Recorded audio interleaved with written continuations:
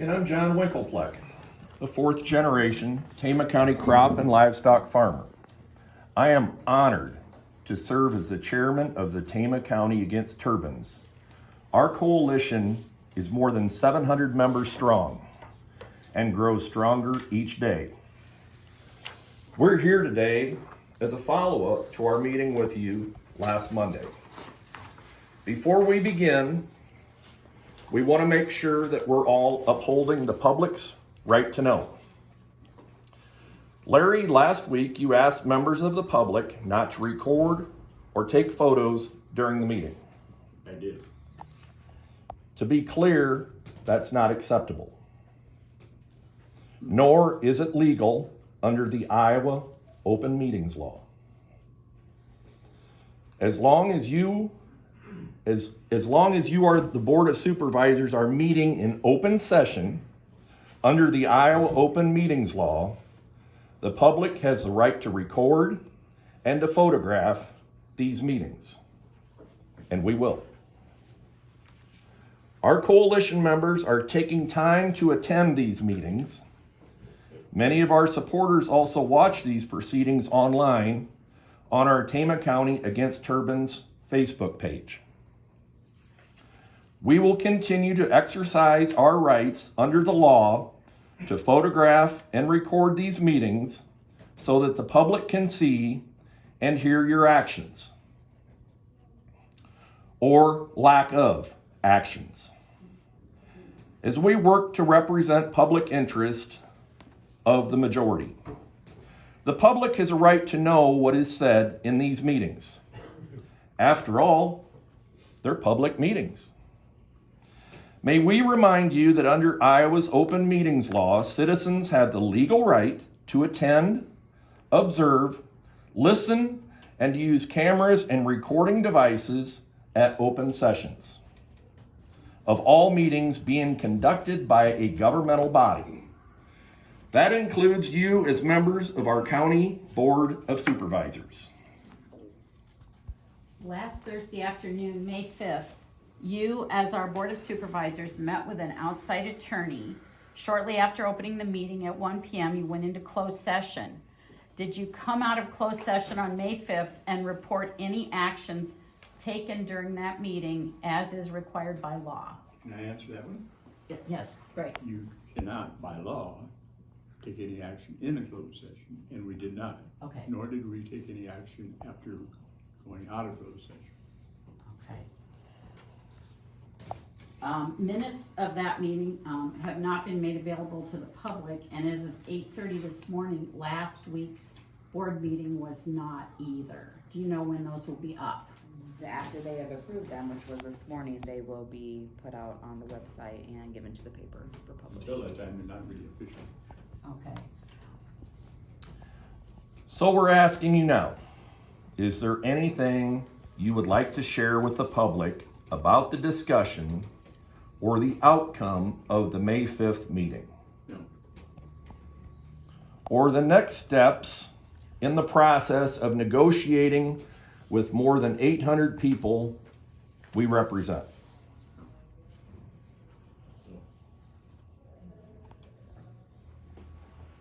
So no action was taken at that closed session and needs to be reported today, correct? You got it right. Okay.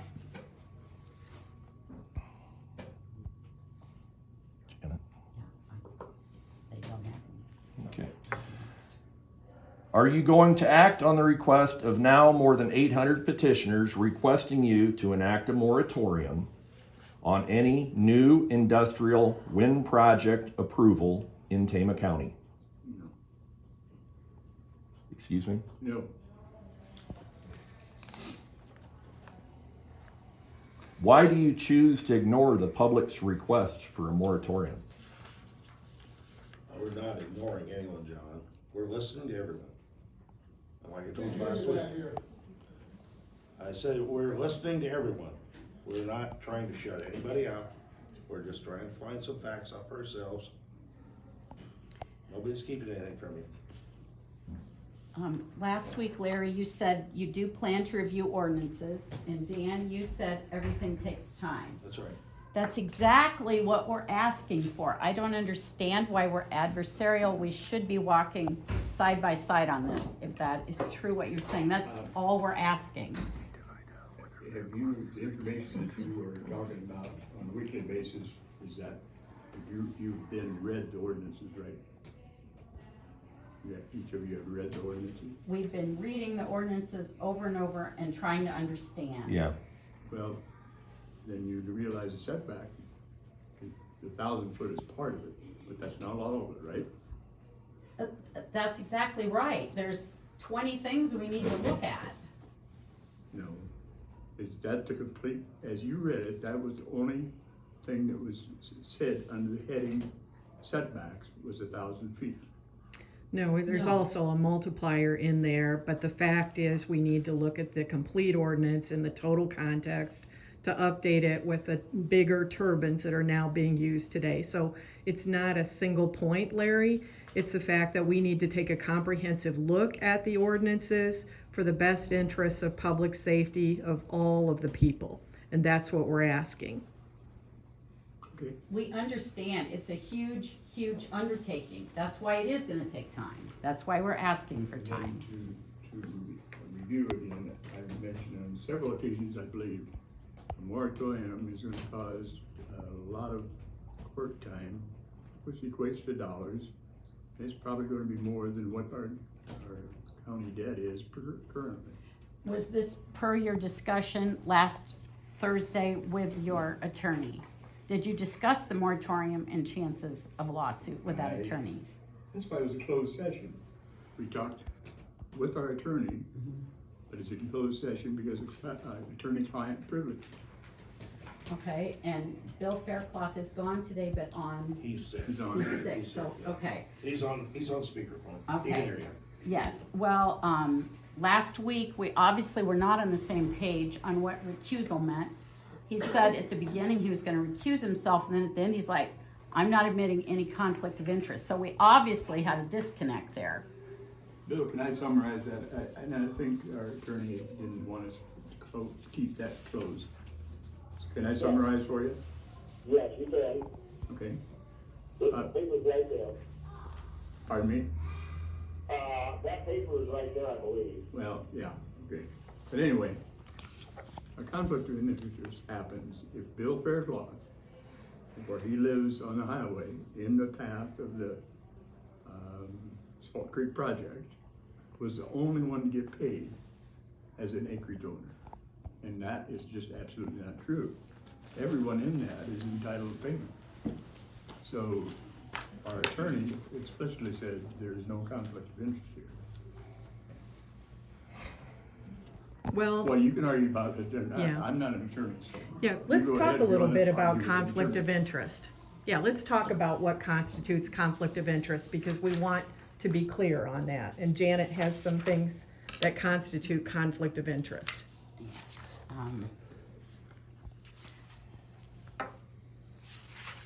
Is this the same stuff that you had read for us yesterday? No, this is some No. additional information, Larry, based on the Iowa code. I think that's what our attorney was looking at as well. Right, and you're saying your attorney says that since Bill Faircloth is not the only one that's gonna be getting payment, that Bill doesn't have a conflict of interest, is that correct? That is correct. That's pretty pure. Okay, That's pretty sure. and we just know for a fact, as we stated last week, that Bill Faircloth signed an easement with the Salt Creek project on December 28th of 2021. And that's a fact, and we have a copy of that because it's a matter of public record. Yep.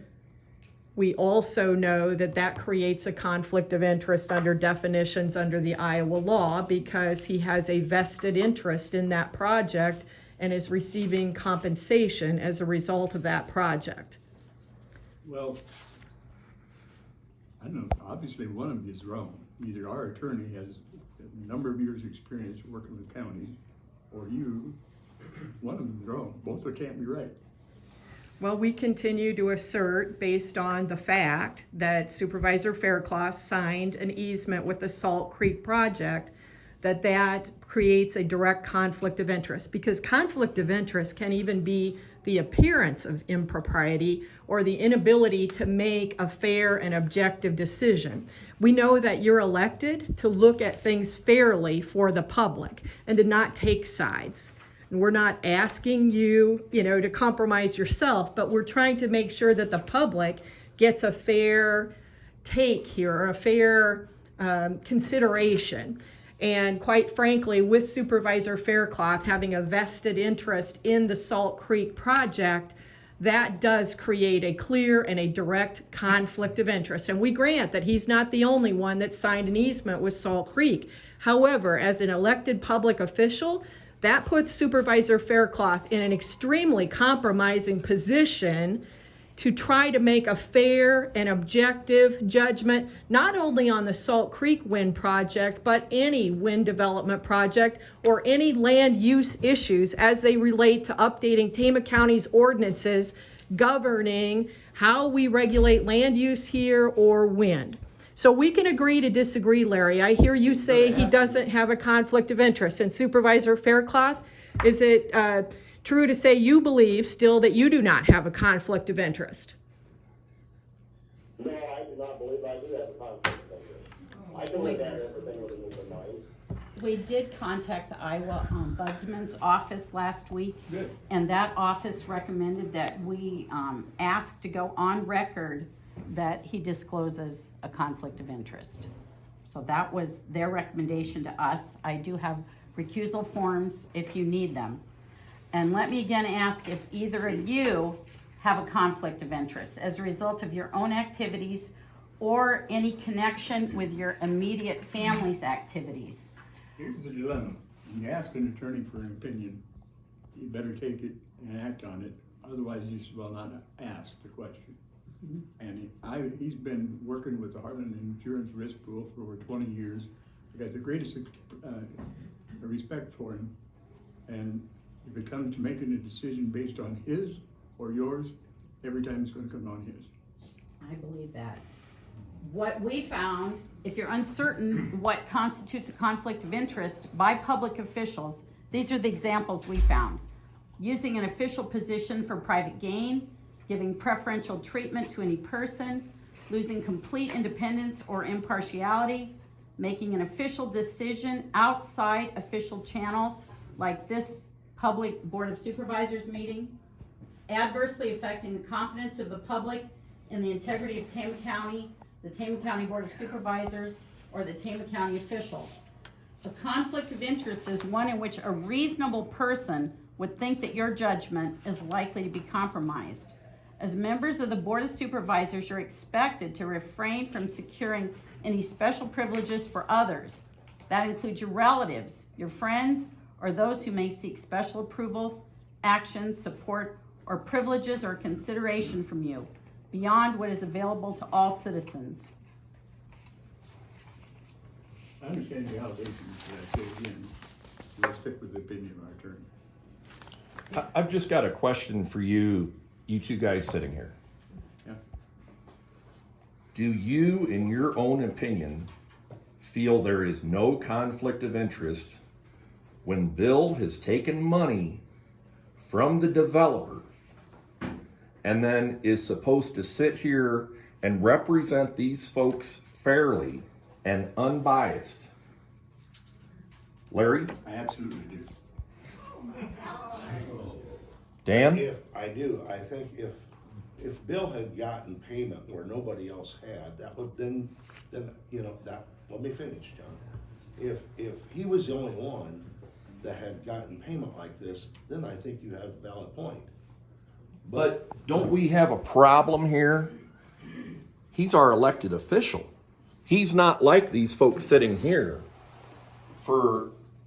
They're not representing us. You guys are supposed to represent us in an unbiased and fair opinion. Now, somebody receiving payment from a developer, wouldn't you see that single-sided? No, because he leased his right just like any other landowner did. But he's also expressed his opinion, and obviously his opinion is for it because he took the money. Well, let's not try this in the court of law, because we're gonna act on the advice of our attorney. And I think we move on at this point.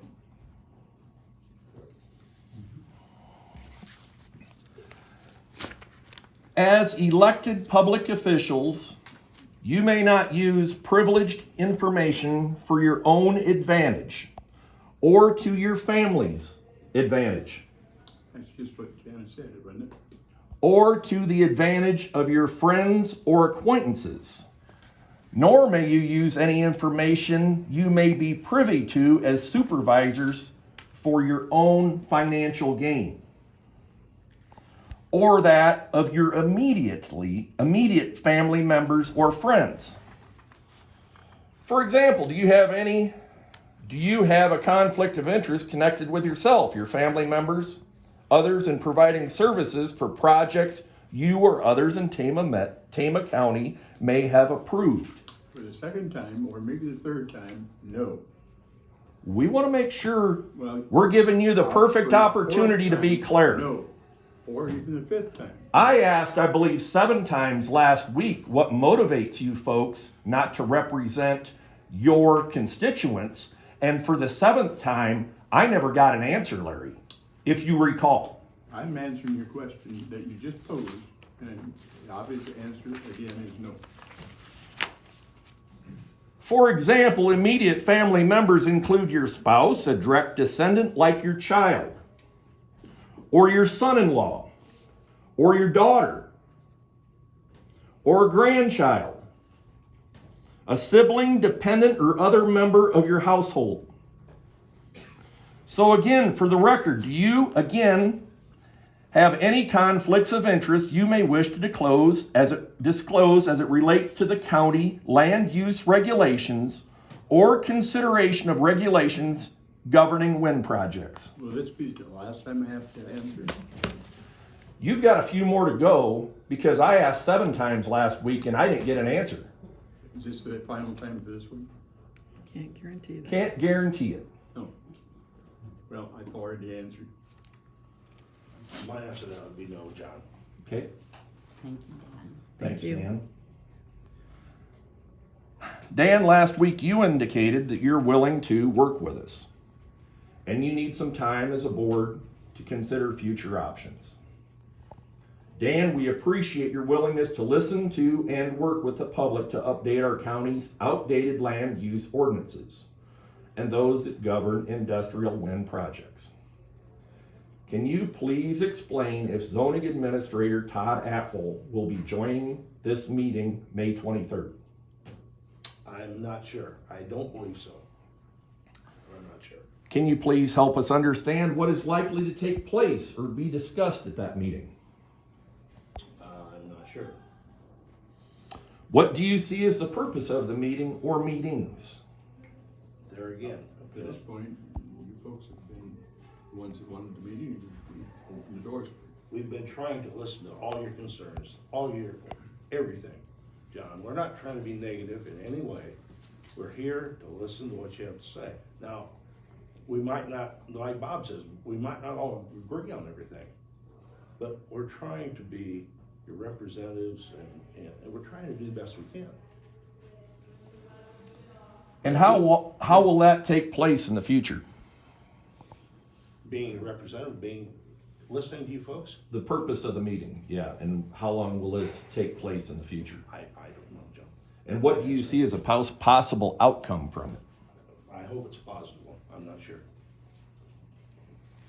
It is the purpose of that meeting to help outline and explain the process for how to update Tama County's ordinances governing industrial wind projects. Are there any other objectives of that meeting in your view?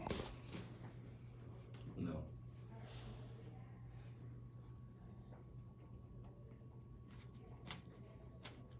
Objectives. Correct. You were listening to the question, weren't you, Larry? Yes, John, I was. That's why I do repeat myself. Yeah. As we have stated each time our coalition, we've met with you since April 11th, our coalition members are interested in learning how we can work together to update Tama County's outdated ordinances regulating land use and governing industrial wind projects. Our goal is to represent the voices of more than 800 people who have signed our petition. Those citizens call on Tama County to update its ordinances to provide greater safety for the people, livestock, wildlife, and preservation of highly productive farmland. We will continue to voice those viewpoints of our strong, rapidly growing Tama County Against Turbines coalition members. We are committed to work with Tama County officials to bring Tama County's regulations up to date to better protect people and preserve farmland for ag use. Thank you. You bet. Thanks, John.